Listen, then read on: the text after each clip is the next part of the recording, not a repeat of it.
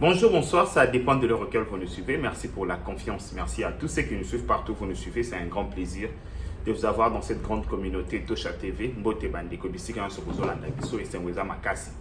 Komona ke boza ebele ya kolanda biso, boza ko continuer pe ko partager ma vidéo na biso, boza ko continuer ko pesa biso force. Ezali vraiment eloko malamu boyebi ki chaque tango avant to bima to yaka to solo na bino na poko atango tozonga ka to solo laka. Pourquoi dans l'histoire système on a comme on bengango France 24 topé Hero News, il y a information. Donc dans la porte topé c'est une information na évolution nango. Na peut-être so comprendre le concept. Bon information na évolution nango. À tout moment information so évoluer, tozo ebisa bino mo toko c'est ba format ya ba inadvertent. Eza ennuyant. Mutaote mabo 10 minutes atalio à comprendre mamine les kangi na Congo aki musala abandini. Merci pour na posa ko soutenir biso makambwana nyo sizo lekana malamu bandeko. Bandeko nangai lelo tozali le 27 août 2025 to la mukindengeni le 27 août 2025 makambunini ezo lekana na Congo le 27 août 2025 bandeko nangai. Déjà problème ya mwana ya Mbosso Junior. Mbosso Junior a salaki dénonciation on a tiré ki bino lobby bino so monaki a dénoncé kama kambolekana na la police. A salaki bina dénonciation muneni.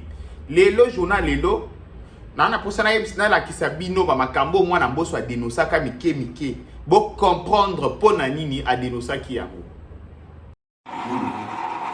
Talawa toza awa. Monsieur kombo nonani? Wembo Valérie Mabiala. Wembo Valérie Mabiala. Monsieur talanga ya talawana. Wedinga?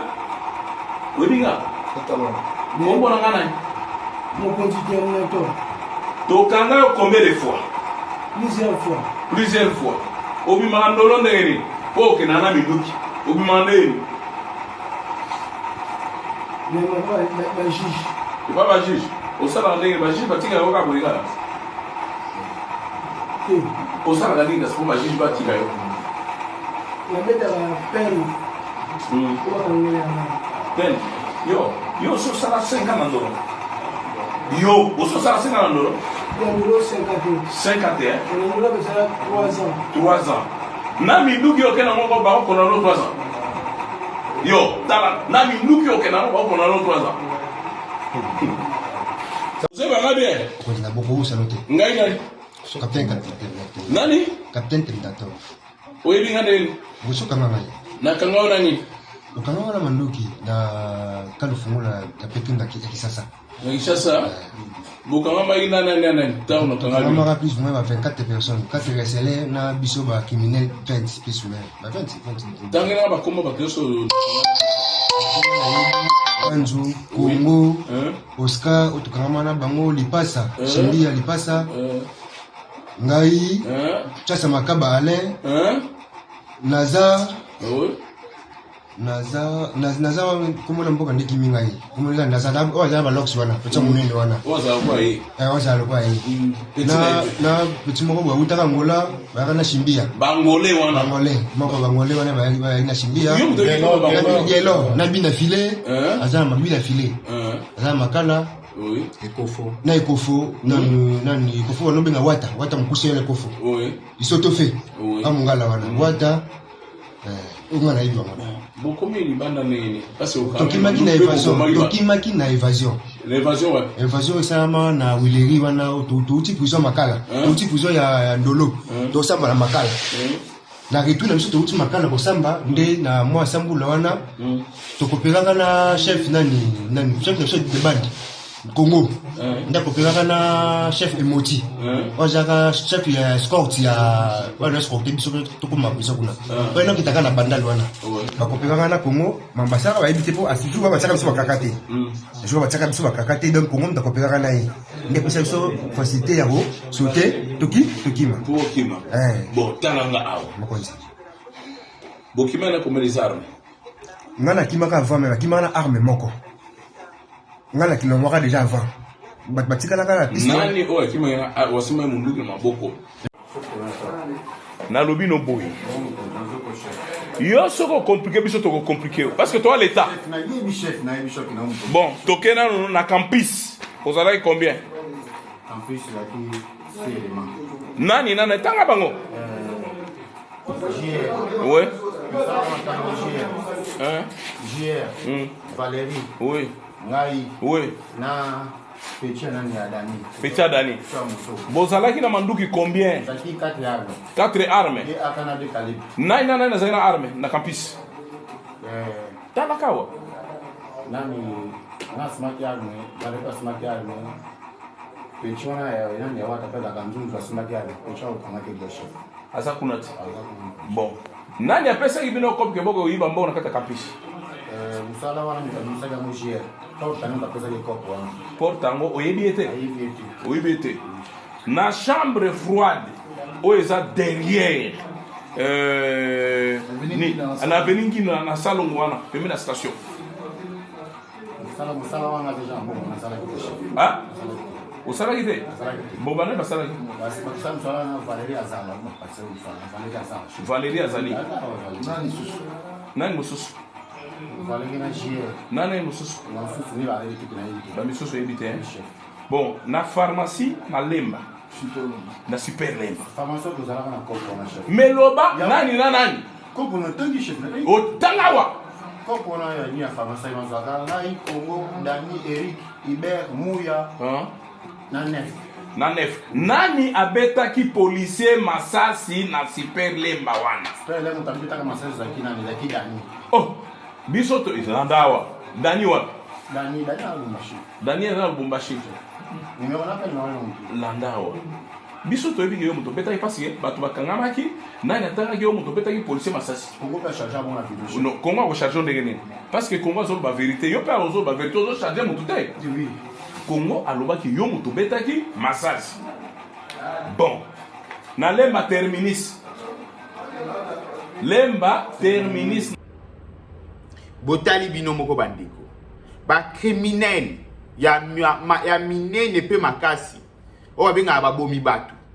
Batu o baka bayoka amawate so basimbi munduki.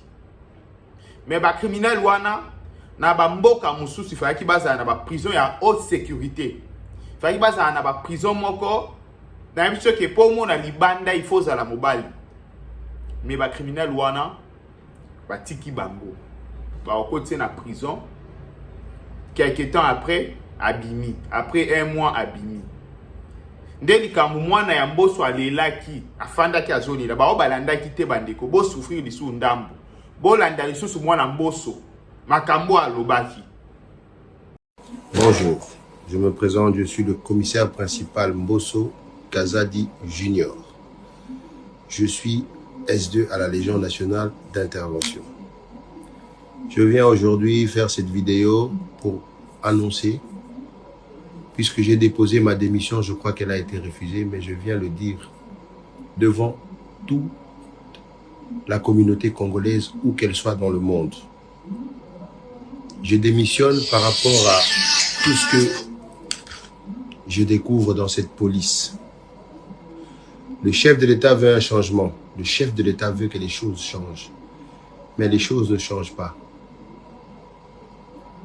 L'insécurité qui règne dans la ville province de Kinshasa est une affaire dramatique. Les raisons qui me poussent à démissionner, c'est tout ce que j'ai découvert dans cette police. Dans cette police, on ne veut pas donner du travail à ceux qui veulent vraiment mettre fin à cette criminalité. On ne veut pas donner les fonctions adéquates aux gens qui ont cette capacité, mais on laisse fonctionner la police avec des gens qui sont nullement capables de pouvoir résoudre ce fléau. Les criminels aujourd'hui sont en puissance dans la ville-province de Kinshasa et un peu partout dans la République démocratique du Congo, suite à leur alliance qu'ils ont fait avec la police. Les policiers les protègent. Lorsque vous les arrêtez, vous les mettez aux dispositions de la justice, ils disparaissent du district, ils disparaissent du commissariat. J'ai des exemples, j'ai des vidéos que je peux montrer, où des gens qui ont été condamnés dans des audiences foraines qui sont aujourd'hui en liberté. On leur pose la question, qui vous a libéré? S2, on vous pose la question. Commandant district, qui vous a libéré? Bah, libéré un gars, qui n'a pas libéré là. Alors, c'est un peu décourageant. Alors, moi, j'ai décidé de démissionner pour ne pas participer à ce que moi j'appelle un génocide. Je ne veux vraiment pas y participer. Je démissionne et je préfère retourner à la vie civile, me concentrer à autre chose et trouver autre chose à faire. Voilà pourquoi je démissionne. Le numéro 1 de la police, le général Alonga Boni, a donné la marche à suivre. Mais tous les données qui lui sont données sont erronées. Je vous donne la preuve, les opérations qui se font de bouclage, de tout ça, ce sont des opérations non ciblées. Si ce sont des opérations ciblées, qu'il vous présente, comme nous l'avons fait dans ce bureau ici, telle personne, il a tué telle personne, voici les plaignants. Telle personne a coupé le bras de telle personne, voici les plaignants. Nous avons donné dans ce bureau ici les premiers condamnés dans le district de Funa. Nous avons démantelé BG, Bomaye, tout le gang, plus de 32 personnes qui ont été condamnées. Nous avons démantelé le trafic de faux billets. La dame est dehors, elle continue à travailler. Alors nous, ça ne nous arrange vraiment pas de pouvoir continuer dans ce système-là. Voilà pourquoi moi je démissionne de la police. J'ai dit et je vous remercie, en espérant que ce message arrivera au numéro 1 de la République, le chef suprême, le commandant Félix Antoine Tshisekedi Tshilombo, enfin qu'il puisse vraiment prendre des mesures pour redresser cette police. J'ai dit et je vous remercie. Boyoki. Bande kona ba pays mususu ba ofongola enquête. Parce que ba preuve ezali. Dénonciation mwana mboso ezali. Ba ofongola enquête disciplinaire ba yeba nani abimisaka bateau na prison. Nini etindi mwana mboso a démissionné, j'ignore. Mais na Congo bakangi nde j'ignore mboso. Yende bakangi, yende bache na prison na minito ana waka, ana wele. Ana lubwaku. Na minute to solo la bandiko. Na ningina comprendre logique. Na ningina comprendre ni les hommes motivés biso. Monsieur le président de la République, question o ezali dangereux. Nabi monsieur le président de la République, question o yo ezali dangereux.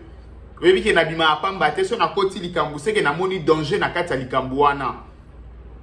Soko moni nga na zoko tsa munoko na nga na likambu yeba ke na comprendre que problème est que taché mandat.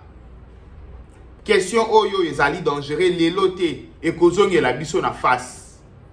Ba tebeli ba négliger ngo lelo ba kolobana ezana ngo makele la pamba a mwana mboso ba okanga e ba osabo. Mais loko ba ozongi c'est la biso en face un jour. Mwana oyo yo junior mboso. Ndeko oyo yo a tiré sonnette d'alarme. Toza ko déplorer insécurité na ville à Kinshasa. Ba braquage ke ezongi. Mais bato ba ko sala ba braquage ceux qui ba kangi bango baza ko libérer bango nani aza ko libérer bango. Nani apesa bango minduki ya orchestrer la braquage. Après lobi to loba za ba rwande mutu baza ko orchestrer yango. To ko loba keza kabila mutu baza ko orchestrer yango. Bandeko Jacquemain Chabani, ministre intérieur, son excellence Chami suna makamboyo. Nalobi boy, chami suna makamboyo. Ce n'est pas normal. Bruno moko bomoni ba témoignage. 3-4 personnes, ba bandits des grands chemins, ba bomi. Mais ils sont libérés comment? Dans d'autres cieux, ba tchaka ba ba prison à haute sécurité, haute surveillance. Parce que baza batu oyo baza nuisible pour la société. Baza même nuisible pour le gouvernement. Mais à qui profite le crime? Dites-moi, à qui profite le crime?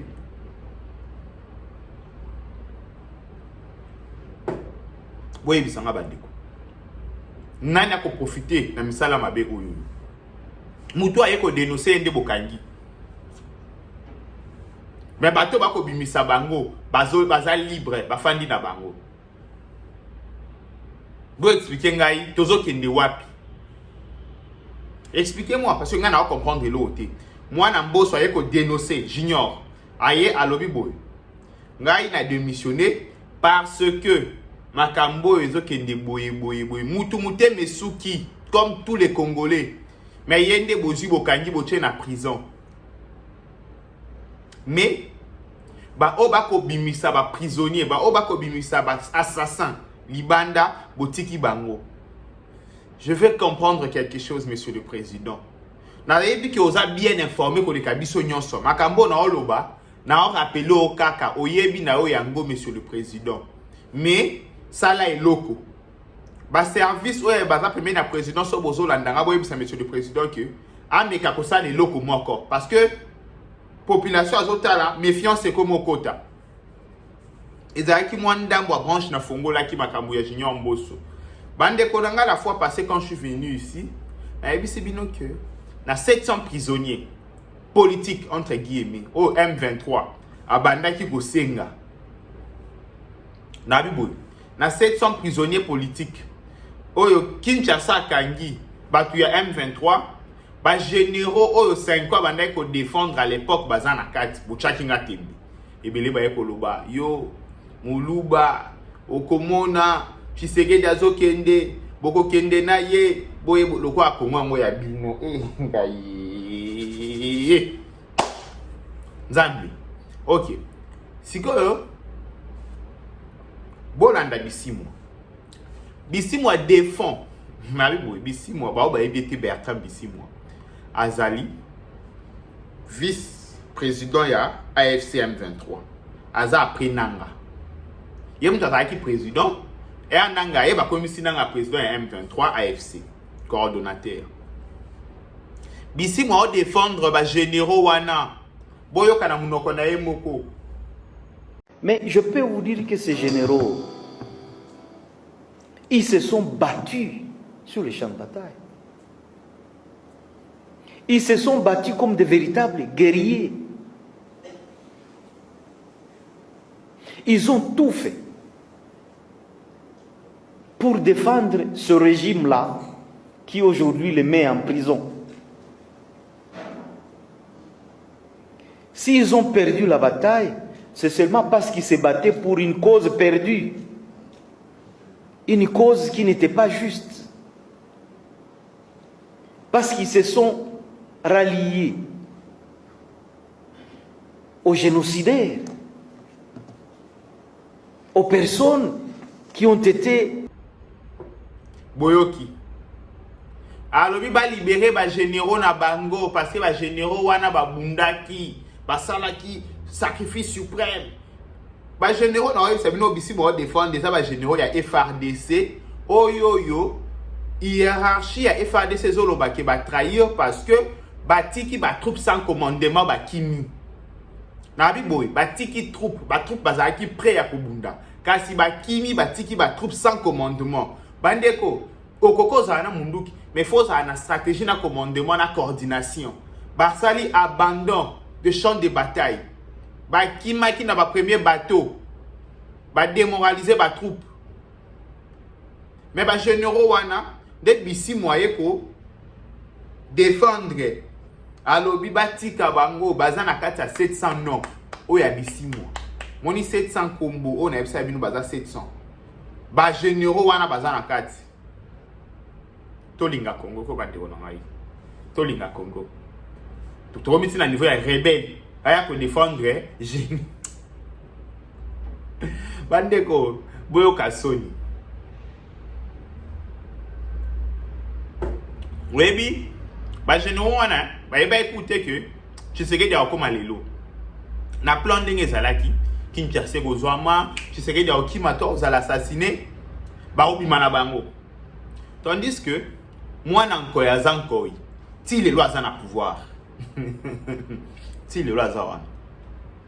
Yango moni ba bisimo il faut ba mati savoir parce que ba yebi que ba généraux wana ba za ba détenteur ya ba secret. Ceux qui ba fongoli munoko ba lobby et koyinda. Yango faut ba bimisisa bango le plus vite possible. C'est quoi banda qui nanu ba bimisa bango parce que baza ba détenteur ya ba secret ya ba liaison et salama ki ndenge nini. Banani ba sala ki ba liaison ba kombo e kotangama. Yango M23 zo bunda nanu ba libérer bango. Eza priorité à M23 na minito ba libérer nanu batwana.